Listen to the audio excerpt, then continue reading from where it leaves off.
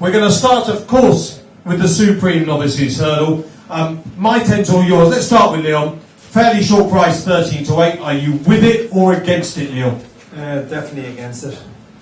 Silly price, 13 to 8 in the Supreme Novices. But that is your price. Yeah, but you know. You think it's silly, push it out. Then we'll all back it. No, but you have to react to the market too. So is it a silly price or not? For me, I'd rather be a layer than a backer at 13 to 8, definitely. For Mr. Ball, it's great news that it's... Oh, it's fantastic news, but sure, like if all the other Muppets want to price 13 to 8, we'll follow them. I just look at it and just think, it's probably the hottest Supreme Novice in many, many years. There's so much talent, jet ski. Uni 2 is probably the... he's won 2 from 2. He won a very easy bumper. Champagne Fever, I don't know if he definitely runs in the race, but we are now running out bet since last Saturday, so it doesn't matter if you back him. If he doesn't run, you get your dough back. I just think it's a very, very tough race, and most of his form is on flat tracks. So what do you like? If it came up soft on the first day, which I think it might, because they're expecting rain Thursday, Friday, Saturday and Sunday at Cheltenham, between 15 mils and 20 mils. The amount of rain that's fallen before this dry period, any bit of rain should turn it into a little bit of soft ground. And I've backed on it too myself at a big price. With PC, he's down there on the right. He knows the price I got. And I just think he just could be the horse that we don't know an awful lot about. He's only had 2 runs over hurdles. He's done everything that's been asked of him.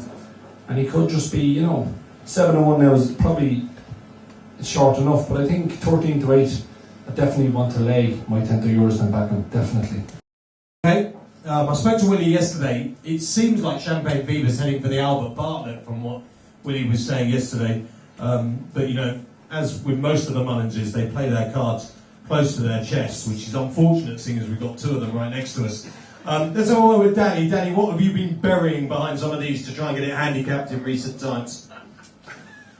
Well, it's not a handicap anyway, Matt. It's the Supreme Novice. I know, but the ones you've been tucking out the back will be off a nice weight in the future, Danny. I can't see past my 10 for yours in this. I think it's a steering job. Steering job? Would you back it on your Betfair account though, Danny, at 13 to 8? Of course, love that. Okay, that's what I like, an honest jockey. You speak to Ruby and Barry, they never mention their Betfair accounts, or indeed their Ball Sports accounts.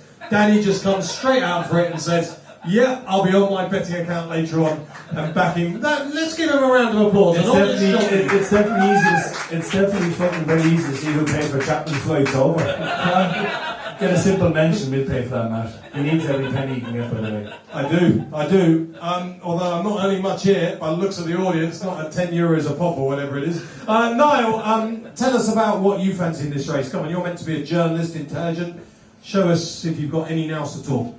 Well, I did fancy Champagne Fever, but now he's not going there, so that... Good selection, not running, right, okay. Pete Sue, Winnie's other horse, I don't know, Katie or Danny or Tom or someone here will be able to tell us if he's definitely going, but he ran well, he won well at Dundalk, will improve for the better ground, ran well in the champion bumper last year behind Champagne Fever, handles the track a whole lot. I think he could run well at a price about 16 to 1. Chatterbox, of course, who beat my 10 or yours, he's now going there, he's 20 to 1 shot.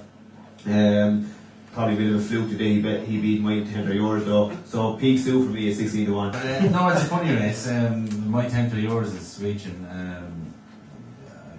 There's nothing else sticking out. Dodging Bullets on the 2. Jet Ski was sticking out until this other horse came out of the blue. So if you want to put the favourite, you'd have to go with Jessica Harrington's horse. It's a bit funny that she didn't run him since he ran last. It's very funny that she didn't run him since she ran last, or won last. So that's it's a race maybe to stay out of. That's why she's no Willie Mullins. No, actually, she's Jessica Harrington anyway. So no, I wouldn't.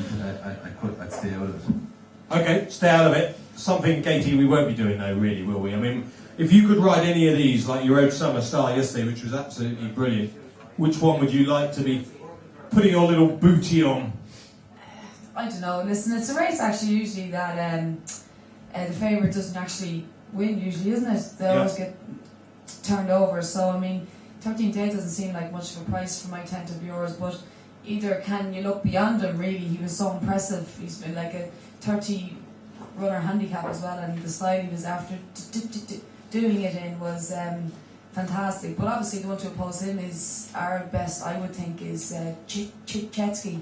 But I mean, after that, I mean, there's not much value other than that really. So I think maybe Chetsky might turn over the favourite. Okay, Chetsky for Walshy.